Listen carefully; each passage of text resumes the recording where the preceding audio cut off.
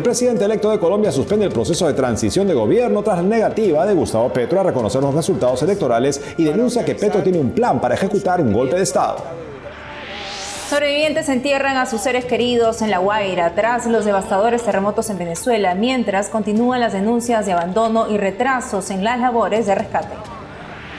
Tras el nuevo apagón general del lunes en Cuba, los trabajadores de la Unión Eléctrica continúan tratando de restablecer la luz en varias partes del país. El grupo extremista Hamás anuncia la disolución de su gobierno en Gaza, pero se resisten a desarmarse e Israel sigue atacando casi a diario. Una delegación del Vaticano inspecciona en Perú los posibles lugares que el Papa León XIV visitará en noviembre. Hola Natalie, comenzando el programa. Comenzamos el programa, Eddie, como siempre, con los televidentes desde nuestros estudios en Lima, Perú. Gracias por acompañarnos en EWTN Noticias. Soy Eddie Rodríguez Morel. Bienvenidos, yo soy Natalie Paredes. Iniciamos las noticias desde Colombia con la decisión del presidente electo Abelardo de la Espriella, quien anuncia la suspensión del proceso de empalme o transición con el gobierno de Gustavo Petro, al denunciar falta de garantías por parte de la administración saliente. Para analizar este escenario nos acompaña Demar Córdoba, abogado constitucionalista, periodista y profesor universitario. Ha sido asesor en el Congreso de Colombia y se desempeña como profesor en la Universidad Católica de Colombia, la Universidad Gran Colombia y la Universidad Sergio Arboleda. Además, es panelista del programa La Hora de la Verdad. Profesor Demar Córdoba, bienvenido a EWTN Noticias. Muchas gracias, Natalie, por invitarme a este espacio importante. Un saludo para toda la audiencia. Profesor Demar Córdoba, ¿por qué es preocupante que el gobierno entrante suspenda el proceso de empalme o transferencia con la gestión que se va? Mire, eso es lo que correspondía porque el gobierno que sale, que es el de Gustavo Petro, ha venido pretendiendo perseguir a través de las redes sociales al gobierno de Abelardo de la Espriella, pero más grave que eso, el gobierno de Gustavo Petro y Petro puntualmente, igual que su ex candidato presidencial, están desconociendo la voluntad popular del pueblo colombiano que eligió en segunda vuelta, no una vez, sino dos veces, como ganador de las elecciones a Abelardo de la Espriella. Entonces, no tiene sentido que Abelardo de la Espriella, hasta que no haya garantías, se siente en una mesa, un empalme, con un personaje como Gustavo Petro, que lo que está diciendo todos los días es que Abelardo de la Espriella se robó las elecciones sin tener una sola prueba de que eso haya sido cierto. Entonces, ¿serían fundadas las razones de la Espriella para suspender el empalme con el gobierno saliente? Totalmente. Abelardo tiene toda la razón. Aquí tiene que haber garantías mínimas para que haya transición del poder y haya seriedad en la entrega de lo que se está solicitando. Profesor, ¿y puede un cambio de gobierno hacerse de manera ordenada, sin un proceso formal de empalme? Claro, absolutamente. Para eso están las instituciones en Colombia, que son fuertes. Estamos viendo el acompañamiento de la Procuraduría, de la Contraloría General de la República y demás entidades que tienen que ser veedoras y garantes del proceso de transición del gobierno de turno. Uno tiene que respetar y sobre todo observar que eso es posible. Lo que no es posible y lo que no es de buen recibo es que el presidente actual esté objetando y esté rechazando y, ojo, lo más grave, no reconociendo la voluntad popular que votó por Abelardo de la Espriella, porque pues simplemente no quieren su proyecto, porque estamos cansados, porque no queremos en Colombia continuar bajo la dirección de un gobierno de extrema izquierda que no ha entregado una sola solución para los colombianos. Así que sí es claramente posible que haya una forma organizada de empalme para poder asumir el poder por parte de Abelardo de la Espriella el 7 de agosto. Entonces, teniendo en cuenta este panorama, profesor, ¿qué debería ocurrir en los próximos días para evitar que la tensión política escale aún más? Pues yo creo que este es el punto más álgido que ha habido. Gustavo Petro, de alguna forma, en un trino muy largo esta mañana, ha anunciado que aunque a él le están diciendo que se quede en el poder, él no lo hará. Eso me parece grosero, grotesco. Cualquier parecido con lo que hizo Pedro Castillo en el Perú es pura coincidencia. Bueno, son de la misma cuerda ideológica. Petro dice eso, lo que da a entender es que se va a hacer a un lado, pero no va a dejar de atacar a Abelardo de la Espriella, al que está llamando como si se hubiera robado las elecciones. Abelardo de la Espriella, a su turno, hace un llamado a las fuerzas militares para que hagan lo que corresponde y es garantizar la transición del poder. Abelardo de la Espriella ha dicho: le pido a las Fuerzas Armadas que cumplan con su juramento de proteger la Constitución y la democracia y no obedecer ninguna orden de Petro en contra en ese sentido. Esto es importante, el llamado que hace Abelardo de la Espriella, pero además denuncia que efectivamente Gustavo Petro tiene un plan para quedarse en el poder a través de un golpe de Estado. Yo creo que después de esto vendrá la calma, tendrá que reanudarse el proceso de las mesas de empalme y seguir por el camino. Hay una cosa que va a ocurrir. Abelardo de la Espriella no se va a ver en la transición del poder con Gustavo Petro. Ya lo dijo, lo dejó claro, tomará posesión del cargo de presidente de la República en el departamento del Cauca, en el sur de Colombia, lejos de la Casa de Nariño, en un mensaje en doble vía. Primero, que no acepta sentarse con Gustavo Petro, quien, se ha dicho de paso, ha sido investigado ampliamente y deberá algún día comparecer ante la justicia por haberse violado los topes de campaña para llegar a la presidencia de la República. Y tampoco porque pues, lo que ha hecho es atacar a Abelardo de la Espriella, al que ha tratado de hacer amigo de criminales. Gracias, Demar Córdoba, por la entrevista. A ustedes muchas gracias por estar pendientes de lo que pasa en Colombia. Un fuerte abrazo. Ahora nos trasladamos a Venezuela. Han pasado 13 días desde los devastadores terremotos que sacudieron el país y para muchas familias la emergencia aún no termina. En La Guaira, una de las zonas más afectadas, los sobrevivientes continúan buscando a sus seres queridos entre los escombros, mientras la nación enfrenta las consecuencias de una de sus mayores tragedias. Veamos lo último.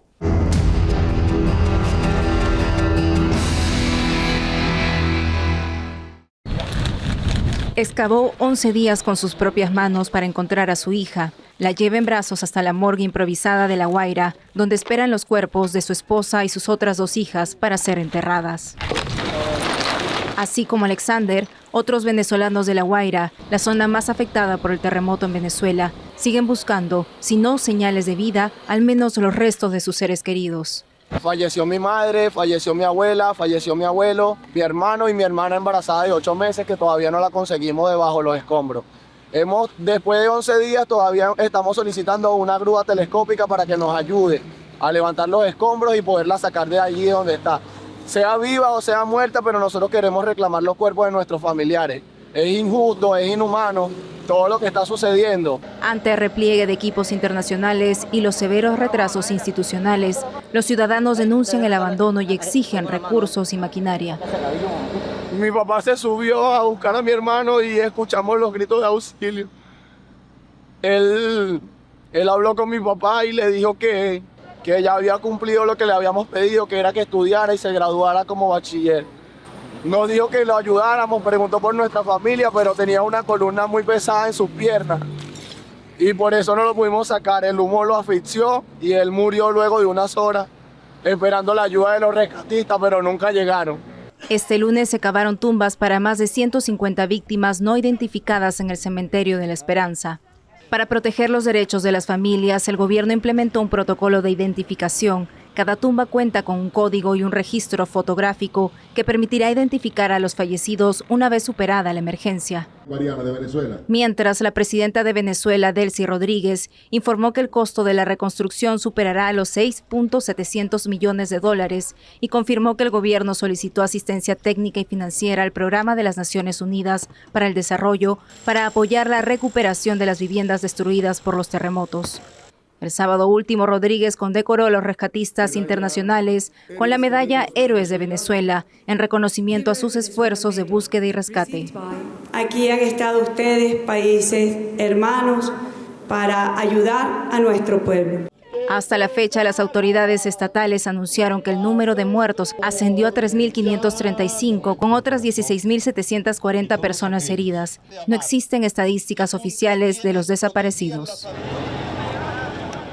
Y en la catástrofe en Venezuela, la Iglesia está presente. Desde Colombia articula su ayuda para los damnificados por los terremotos a través del Secretariado Nacional de Pastoral Social Cáritas Colombiana, coordinando campañas nacionales de recaudación de fondos por medio de la red de parroquias y las cuentas bancarias oficiales que puede ver en pantalla. El episcopado colombiano señaló que desde el inicio de la emergencia del pasado 24 de junio, las diócesis, comunidades y demás entidades de la Iglesia, como los bancos de alimentos, han organizado colectas, campañas de sensibilización, jornadas de oración y otras acciones solidarias para acompañar al pueblo venezolano. Asimismo, más de 15 sedes y organizaciones de Cáritas a nivel internacional brindan ayuda humanitaria a Venezuela. Si usted puede apoyar, ingrese su donación a caritasvenezuela.org/ayuda-humanitaria/.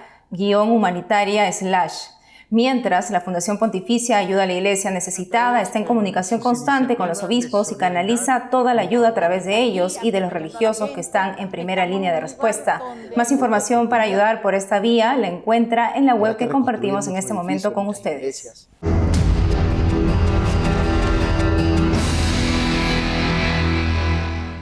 Por otro lado, los cubanos viven su segundo día de un agresivo apagón que se suma a una serie de necesidades y escasez. Ampliamos.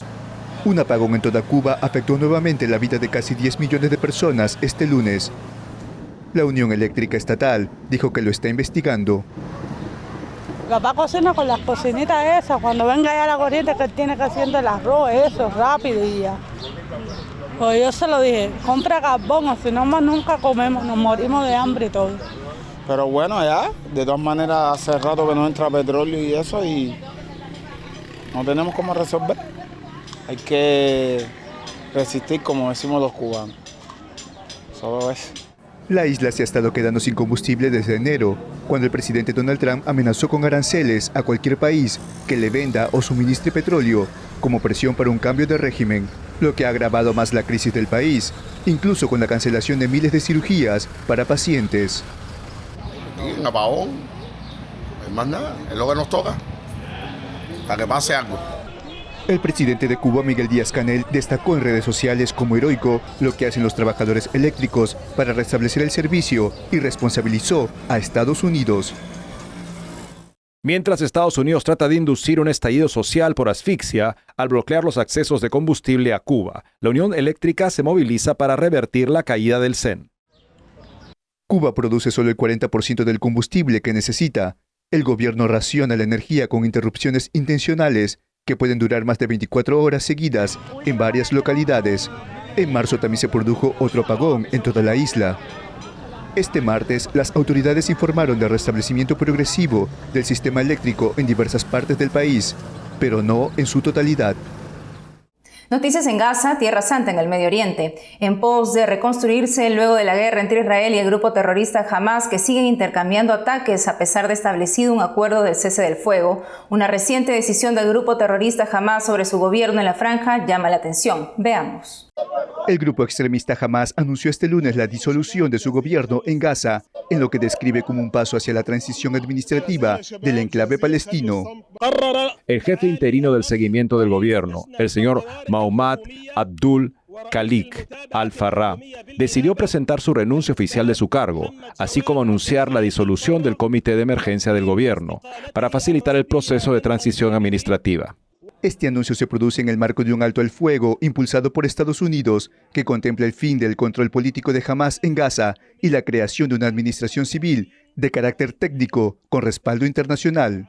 Ismail Al-Tawabta añadió que el personal técnico y profesional permanecerá en sus puestos para dirigir los asuntos cotidianos del enclave palestino. Llamamos a todas las partes relevantes y competentes a acelerar los pasos inmediatos para que el Comité Nacional de la Administración de Gaza entre instantánea y rápidamente y ejerza sus deberes y responsabilidades nacionales y administrativas.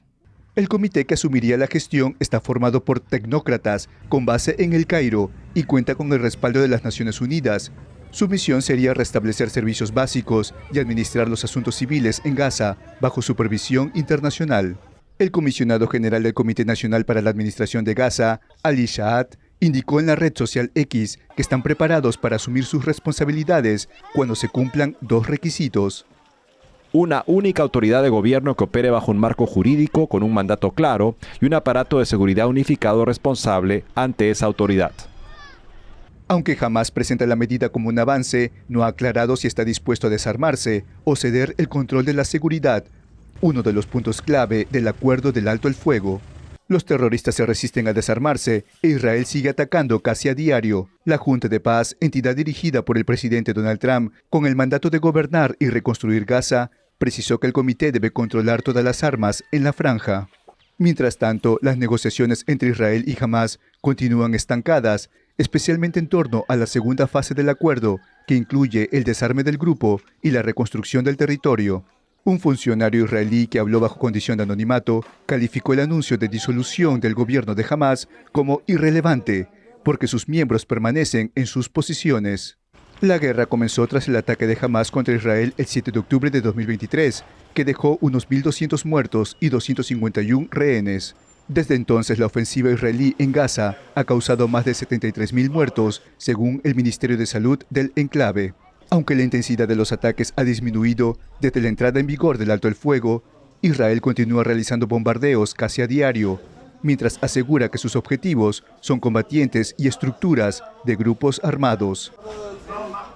Y en Perú, una delegación del Vaticano inspecciona los lugares que podrían comprender la visita del Papa al Perú. La comisión de 14 personas encabezada por Monseñor José Salas Castañeda, coordinador de los viajes apostólicos del Papa León XIV, reporta a RPP.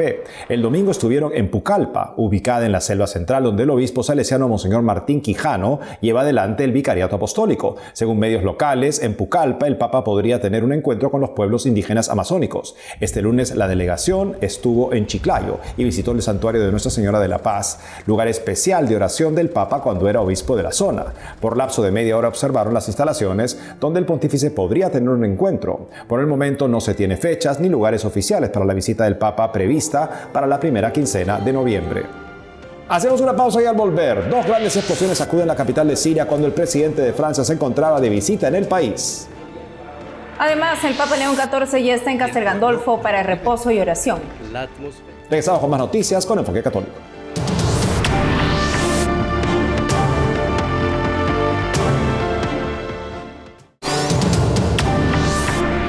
Este martes, 2 explosiones sacudieron Damasco, capital de Siria. Unas 18 personas resultaron heridas y se registraron daños en vehículos y edificios, reporta Associated Press. El hecho se produjo cuando el presidente de Francia, Emmanuel Macron, visitaba a su homólogo sirio Ahmad al-Sharaa, con quien firmó acuerdos de cooperación comercial. Las explosiones fueron el segundo atentado en la capital en menos de una semana y se producen cuando el país intenta atraer inversores para reconstruirse. Macron es el primer líder occidental importante que visita Siria desde que al-Sharaa llegó al poder tras la caída de Bashar al-Assad en 2024. El presidente francés fue a Siria antes de viajar a Turquía para la cumbre de la OTAN. El Papa León XIV ya está en la residencia de verano de los pontífices Castel Gandolfo, una localidad única que hoy les queremos mostrar de la mano de nuestro corresponsal Javier Romero. Adelante. El Papa vuelve a Castel Gandolfo. Y el pueblo revive. La atmósfera cuando está el Papa es siempre hermosa, es siempre una atmósfera brillante. Hay más luz, sin duda. A nosotros nos da mucha alegría cuando viene el Papa y sobre todo ver esa ventana abierta después de tanto tiempo. Es algo maravilloso. Y es que pocas localidades pueden presumir de ser el pueblo donde los papas veranean. Lo que digo siempre aquí a la gente que pasa es que somos un país único en el mundo. Todos tienen su jefe de Estado y uno lo puede ver en muchos sitios, pero papas hay uno. Aquí hay comercios y restaurantes que llevan generaciones atendiendo a fieles y turistas. Estamos aquí desde 1985. Comenzó mi abuela, luego mi padre y ahora yo sigo con el negocio. Hacemos cocina típica de la zona, escogemos productos de aquí. En esta localidad viven apenas unas 10.000 personas. Su relación con los papas es única y su historia deja episodios para el recuerdo. Por ejemplo, el Palacio del Papa durante la Segunda Guerra Mundial llegó a acoger hasta 2.000 refugiados, muchos de ellos judíos, y hasta hubo mujeres que dieron a luz en los aposentos pontificios. Durante el año se puede visitar, pero ahora estará ocupado hasta finales de mes por el Papa venido del Vaticano, con un plan muy definido. Un poco de reposo, un poco de oración, un poco de lectura y esperemos un poco de deporte. En Roma, Javier Romero, EWTN Noticias. En este mes de julio, el Papa León invita a los fieles a rezar para que toda persona, desde su concepción hasta su muerte natural, sea acogida, protegida y respetada. En un videomensaje denuncia la cultura del descarte y pide que la iglesia sea un hogar donde nadie se sienta sobrante, informa Vatican News. La intención de julio es propicia en momentos de numerosas formas de vulneración de la vida. La información vaticana da cuenta de alrededor de 73 millones de abortos inducidos en el mundo, según la OMS. Al mismo tiempo, diversos países mantienen abiertos debates sobre la eutanasia y el suicidio asistido. Asimismo, destacan que 1 de cada 6 personas mayores de 60 años sufre algún tipo de abuso. Veamos ahora la historia de cómo el Vaticano se convirtió en un Estado soberano, desde donde el Santo Padre gobierna la Iglesia.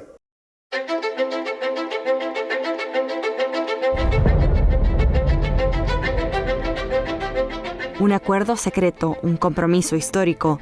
El 11 de febrero de 1929 marcó un momento clave en la historia moderna de la Iglesia. Ese día, con la firma del Tratado de Letrán, un acuerdo entre la Santa Sede e Italia, se estableció oficialmente el Estado de la Ciudad del Vaticano.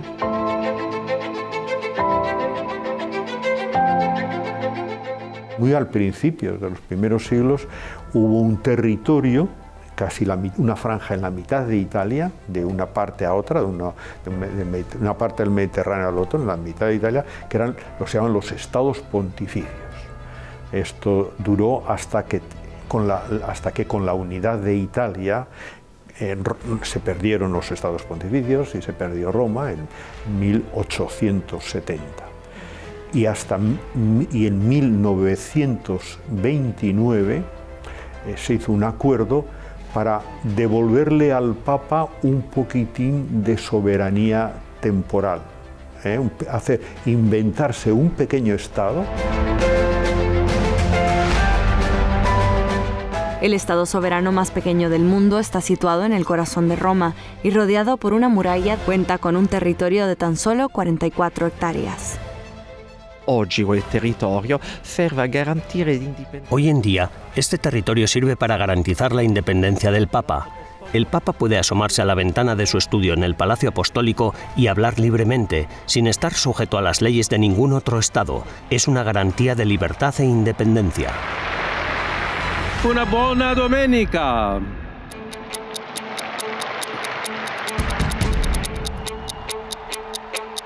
La Ciudad del Vaticano está profundamente entrelazada con otra entidad, la Santa Sede. Esta autoridad espiritual y diplomática gobierna la Iglesia en todo el mundo, a la vez que el Estado de la Ciudad del Vaticano proporciona la base territorial soberana. Es pequeña en tamaño, pero poderosa en influencia simbólica, cultural y política. Es una monarquía absoluta electiva única, con su propia bandera, himno e idioma oficial, en latín.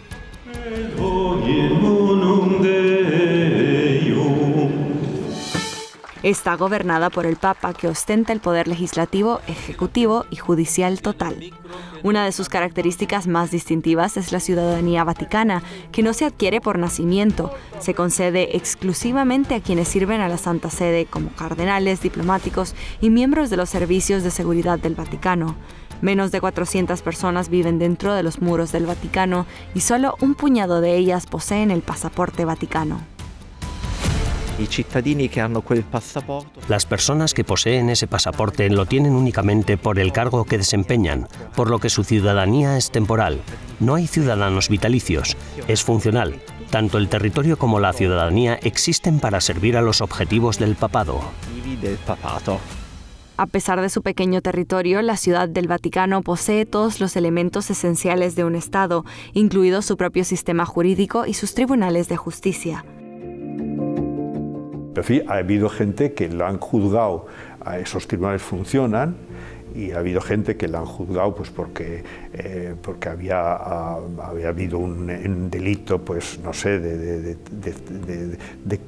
tráfico de noticias, o sea, de violación del secreto, del secreto de reservas de noticias reservadas, ¿no? Entonces va y dice, bueno, usted 5 años o 2 años de cárcel, y va a la cárcel. Ahora, en el Vaticano hay una cárcel, hay cerca de donde está, en un edificio donde está la gendarmería. Dentro de sus fronteras, la Ciudad del Vaticano tiene una oficina de correos, una estación de tren, una emisora de radio, una imprenta y una farmacia. Emite sus propios sellos y tiene su propia moneda vinculada al euro, lo que exige el cumplimiento no solo de la normativa italiana, sino también de la normativa de la Unión Europea. Roma ha sido la capital de los estados pontificios durante siglos y todavía hay muchas iglesias, basílicas, universidades y representaciones diplomáticas, las llamadas entidades extraterritoriales, que pertenecen al Vaticano aunque se encuentren en suelo italiano. Italia accedió muy generosamente, porque Italia es muy generosa también con el Vaticano, pues accedió a que hubiese algunos lugares, algunos edificios, algunos palacios en Roma, que son propiedad de la Santa Sede y son extraterritoriales, son como embajadas. Por ejemplo, la Basílica de Santa María Mayor, el Laterano, la Cancellería, la zona de San Calixto, un edificio al lado de Santa María en Trastevere, en la zona del Trastevere. Una señal significativa de la presencia de la Santa Sede en el mundo son sus 184 nunciaturas apostólicas, que funcionan como embajadas en el sentido secular. Cada una está dirigida por un nuncio, el máximo representante permanente del Papa en el extranjero.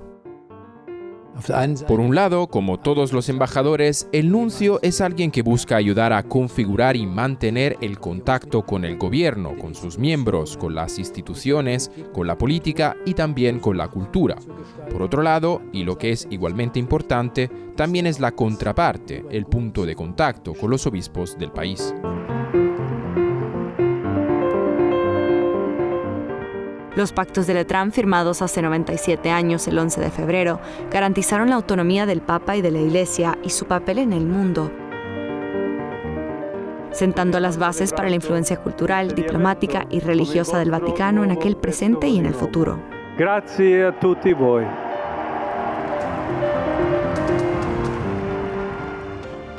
Hemos llegado al final del programa, amigos. Gracias por habernos acompañado. Saben que pueden seguirnos en las redes sociales, también de lunes a viernes a las 12 del mediodía, hora de Miami, en Radio Católica Mundial y su programa Más que Noticias con un servidor. Hasta entonces.